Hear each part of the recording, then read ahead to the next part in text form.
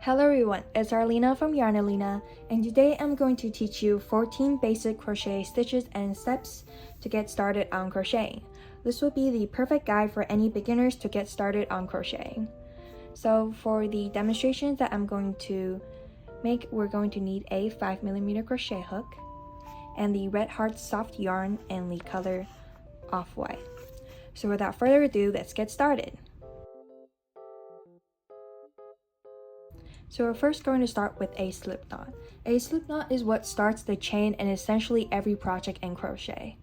So we're going to start with a slip knot. So you're going to hold your yarn tail, make a loop like so, and you're going to insert your fingers inside the loop and grab the yarn tail and pull it through. And that will be your slip knot. So another demonstration with the hook, after you get more experience in making a slip knot, you're going to yarn over, make a loop, and insert your crochet hook and put your hook against the yarn, loop it around, and using the hook, pull the yarn tail through the loop and tie it off. Then you can get starting on the chains, which will be our next stitch to demonstrate. The second step in crocheting that we're going to go over is chaining, which will be required in also every single project, as you're going to need to chain as the foundation chain to start building up your single crochets, half double crochets, or even double crochets. So we're also going to start with chaining with a slip knot, as we just went over. Then the chains are going to start by using your hook and pushing the hook against the yarn, looping it over so the tail is underneath your hook, and you're going to pull the hook over the loop. So that will be your first chain. Then you're going to repeat the process of putting a hook against the yarn tail and pulling the hook through the loop. So you're going to pull it and pull it through the loop.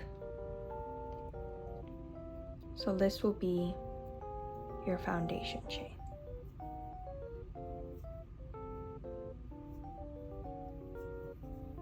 So that's chaining. So after we've gone over chaining, we're now going to move on to step 3, which is going to be single crochet. The basic of all crochet stitches is single crochet. So after we have our foundation chain, we're going to move on to single crochet, which will start with you inserting your hook into the foundation chain, yarn over, and pull through the loop. And after you have 2 loops on the hook, you're going to yarn over and pull through both loops. So that will be your first single crochet. Then you're going to do that again, insert your hook, yarn over, and pull through. Then you're going to yarn over and pull through both loops.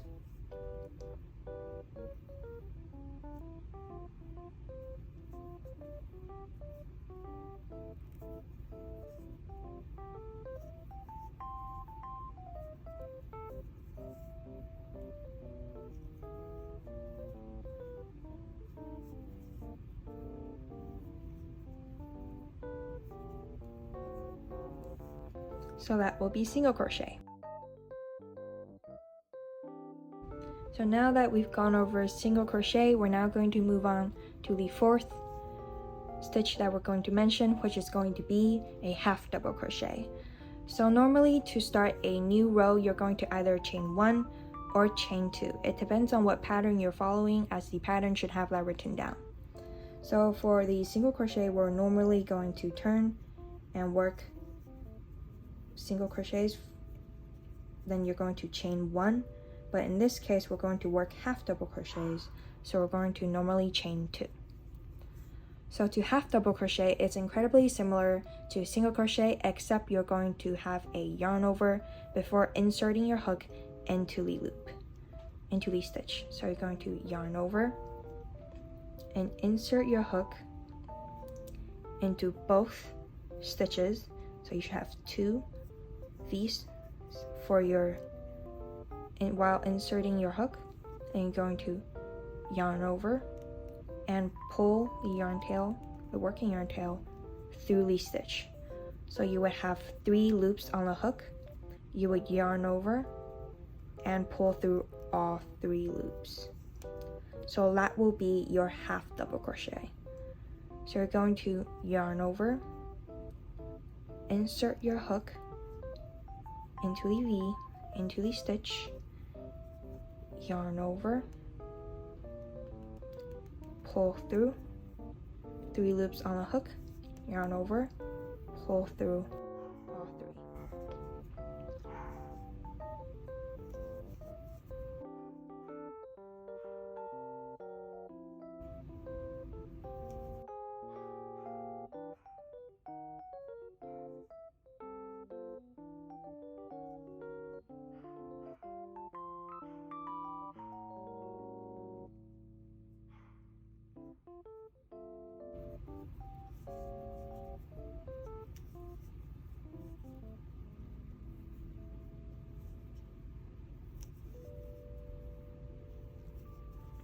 So that will be your half double crochet. Now that we're done with half double crochets, we're now going to go over number 5, double crochet. So you're going to start by chaining 2, turn your work, then you're going to double crochet.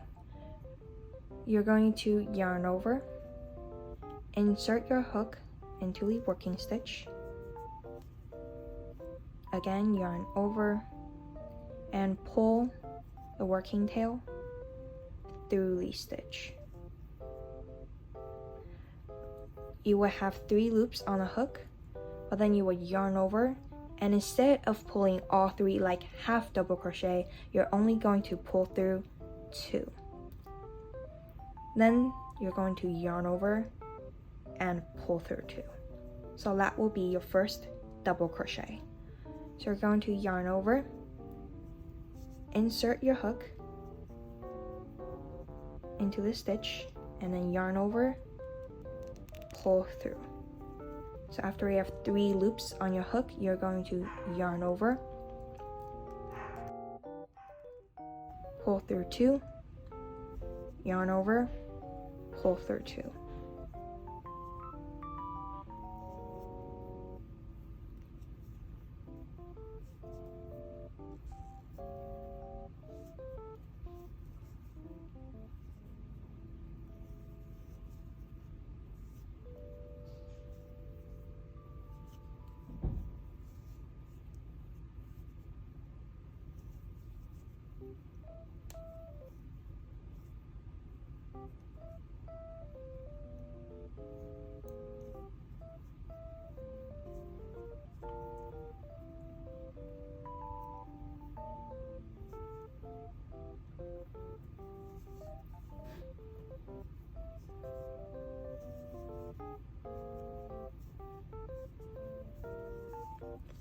So that will be your double crochet.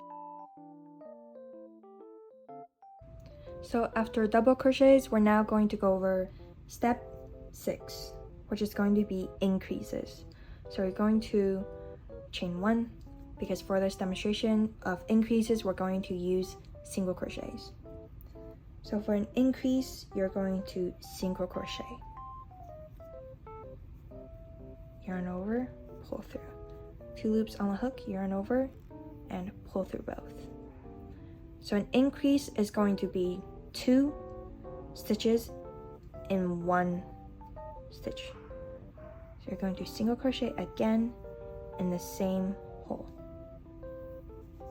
So that will be an increase. The same applies to half double crochets or even double crochets. It's essentially an increase is going to be 2 stitches in a stitch. So for half double crochets, it's going to be 2 in the same stitch as well.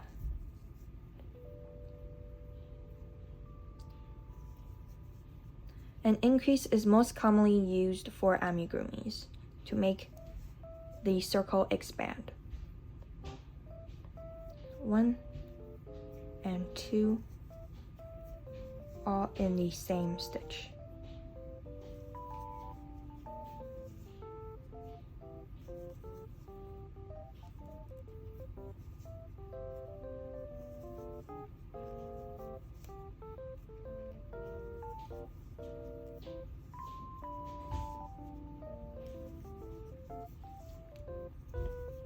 An increase is also meant to increase the number of stitches and to grow the working project more outer and wide. As you can see, the project was originally straight as a rectangle, just growing out.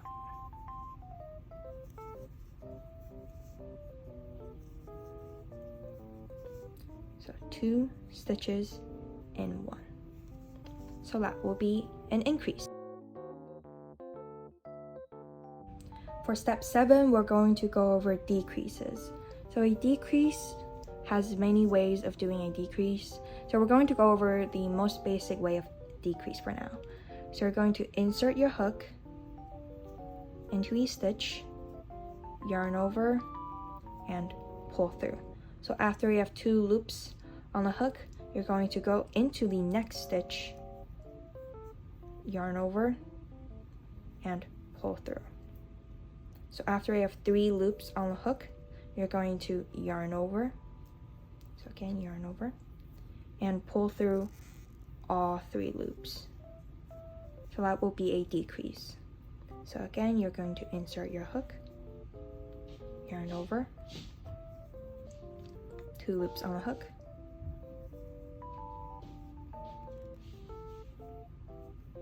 with 3, you're going to pull all 3. So you can see the stitches being tightened. So after you know how to do a basic decrease, just be all 3. An invisible decrease is also great to learn. So an invisible decrease is slightly easier, being that it's simply just a single crochet except you skip a stitch. So you're going to skip a stitch and go into the next, yarn over, 2 loops on the hook, yarn over, pull through 2. The cons of this stitch is that sometimes it could be hard to track whether you made a single crochet or a decrease. So a invisible decrease, you skip a stitch and work into the next. Both stitches of basic decrease and invisible decrease is meant to just decrease your project. As you can see, it's starting to curl up. So both are perfectly fine. So for the decrease, so that will be your decrease. For step 8, we're going to go over front loops. So the front loop or back loop, both to which we're going to cover in this video, are essentially made for a ribbing effect, for sweaters to create the ribbing at the bottom. So for front loop, we're going to use half double crochets. So for the front loop, half double crochet, we're going to work into the first loop here. So in a stitch, there's going to be a V. The front loop is this loop, while the back loop being this one.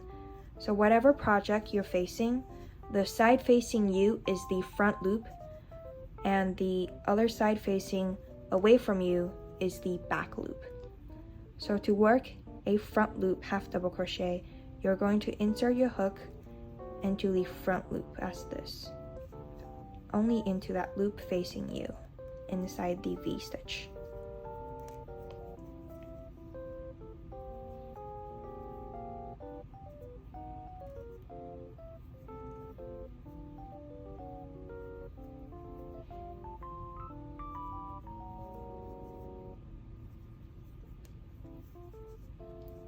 So you're going to work into this stitch.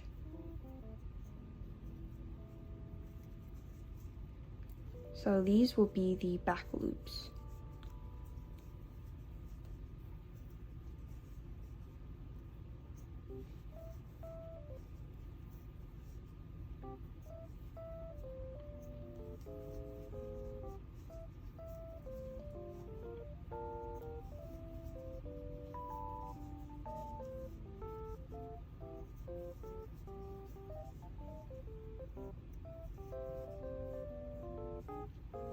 So you can see the back loop of the stitches showing up,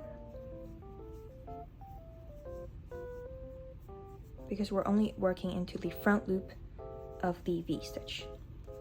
So that will be your step 8 of front loops. After front loops, we're now going to go over step 9, back loops. So the back loop is just as I said. The front loop will be the side facing you when you're working on the project, and the back is the side facing away from you. So we're going to work back loop half double crochets. So working into the V-stitch, the back of the V-stitch.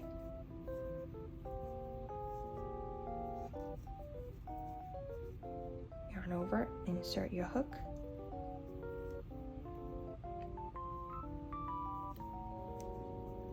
Yarn over, pull through.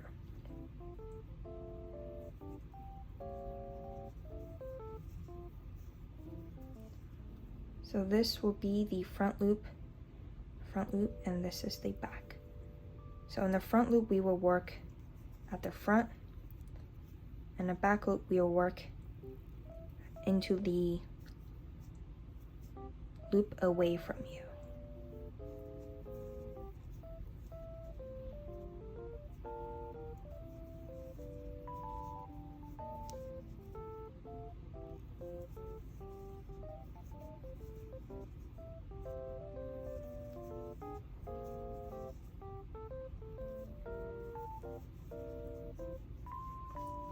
So that is back loop half double crochet. So for step 10, we're going to go over slip stitch, which is most often used to end a project. So you're going to insert your hook into a stitch, yarn over, pull through. So with 2 loops on your hook, you're going to use the second loop and pull it into the first, like so. Insert your hook, yarn over, pull through.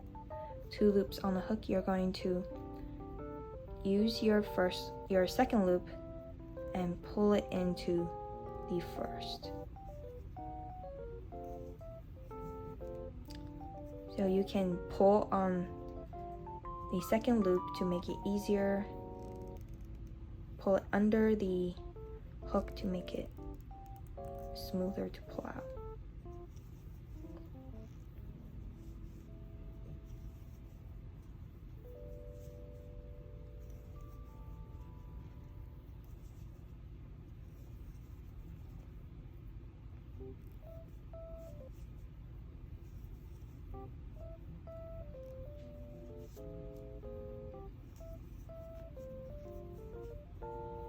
You can also create a neat edging to your projects.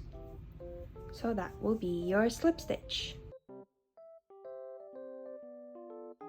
For step 11 and 12, we're going to go over 2 ways to make a circle, but we're first going to start off with a magic circle. So you're going to grab your working tail yarn, hold it over 3 fingers with your thumb holding the beginning, and loop an X across your 3 fingers, like so. Then you're going to hold your hook and insert your hook into the back 2 lines, and you're going to use your hook and pull the loop furthest away from you. And after you pulled it through, you're going to twist the yarn over so it loops over your hook, and you're going to put your hook underneath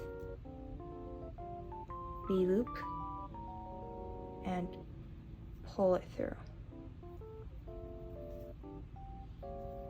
And that will be your magic circle. Then you would just simply crochet a number of stitches to be inside your magic circle. Then to finish it, you would pull the starting tail yarn up to make your magic circle. But we're going to go over it again. So to make your magic circle, you would hold the tail of your yarn with your thumb holding the beginning and looping it over like an X. Then you would insert your hook into the beginning. So your hook down and to loop it in to pass your first loop. Then you would twist your hook to have a loop over it to secure it. Then you would take your hook and put it against the loop it just pulled through and pull through to make a chain to secure the magic circle from falling apart. Then you would crochet a number of single crochets to be inside your magic circle.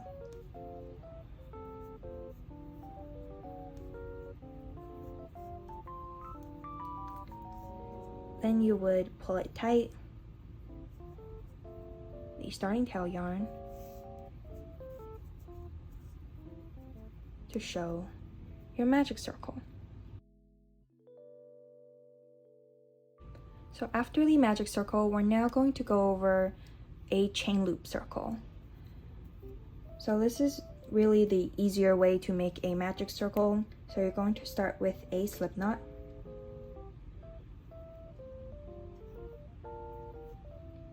Then you're going to chain 2. And inside the first chain, you're going to have 6 single crochets, or however number of single crochets, or even half double crochets that your pattern tells you to do.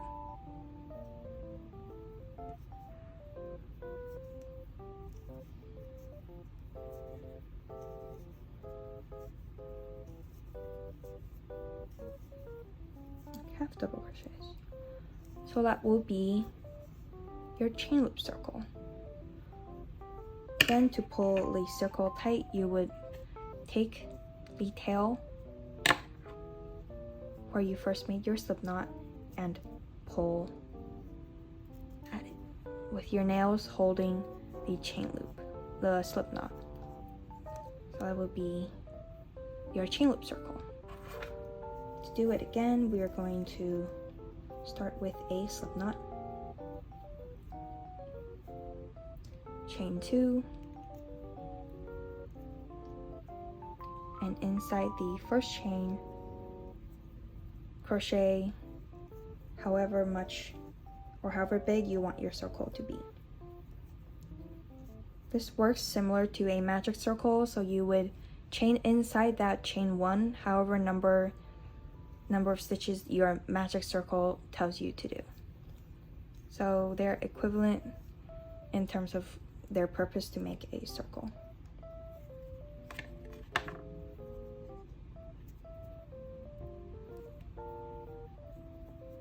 Sometimes it doesn't pull as tight as a magic circle can, so that would be a con of chain loop circle. So you would just essentially have to redo it and not make the slip knot as tight as you did. but regardless, that is your chain loop circle.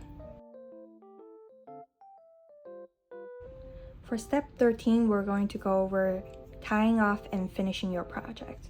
So once you reach the end of your project, you're going to grab your scissor. We're going to leave a yarn tail, a longer yarn tail, to later demonstrate step 14. So for step 13, to tie off and finish your project, you're going to cut your yarn and loop your hook back into the project of your loop, which is going to be tying it off. So you could honestly use your fingers to do this as well. So with the loop, you're going to simply pull the yarn tail that you cut off through the loop that you were working on to tie it off.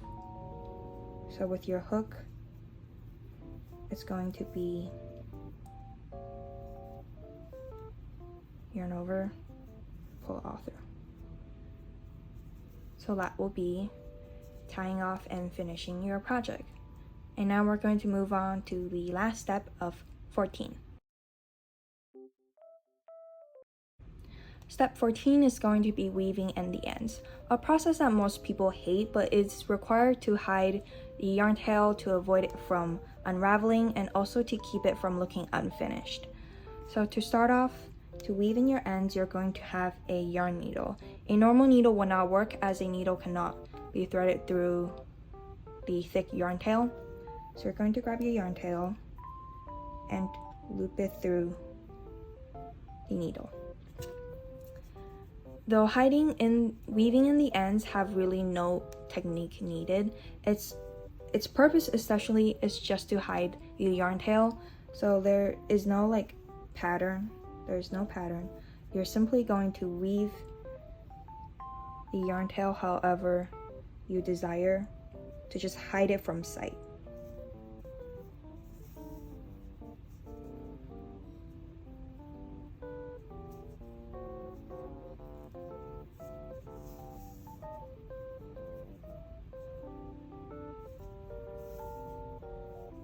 To avoid from people picking at it or to avoid the project from unraveling despite it being knotted.